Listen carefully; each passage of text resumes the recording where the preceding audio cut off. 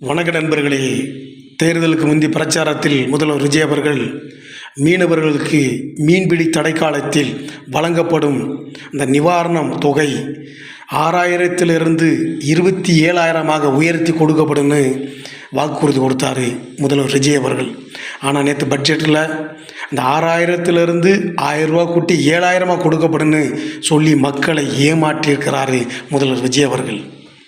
சொன்ன வாக்குறுதியை காப்பாற்றாமல் இந்த ஏழையிலே கஷ்டப்படுற மக்களுடைய வாழ்க்கையில் விளையாடுகின்ற ஒரு அரசு டிவிகே அரசாக இருக்கிறது.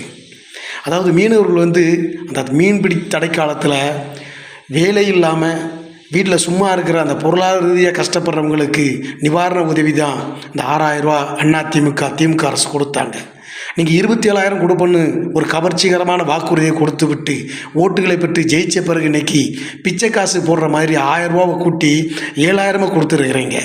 முதல்வர் விஜய் அவர்களே, மீனவர்கள் உங்கள்கிட்ட பிச்சை கேட்கலைங்க, அவருடைய உரிமையை கேட்குறாங்க, வாழ்வாதார பிரச்சனைக்கு கேட்குறாங்க, கஷ்ட துன்பத்து நஷ்டத்துக்கு கேட்குறாங்க. ஆனால் நீங்கள் பிச்சை போடுற மாதிரி 1000 கூட்டி 6000 7000 உயர்த்தி கொடுத்துருக்குறீங்க. எந்த விதத்தில் நியாயம்?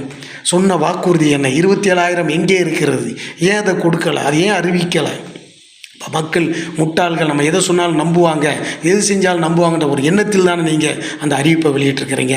இன்றைக்கி 1000 மட்டும் உயர்த்தி கொடுத்தது எந்த விதத்தின் நியாயம்? இது கடுமையான கண்டனத்துக்கு உரியது.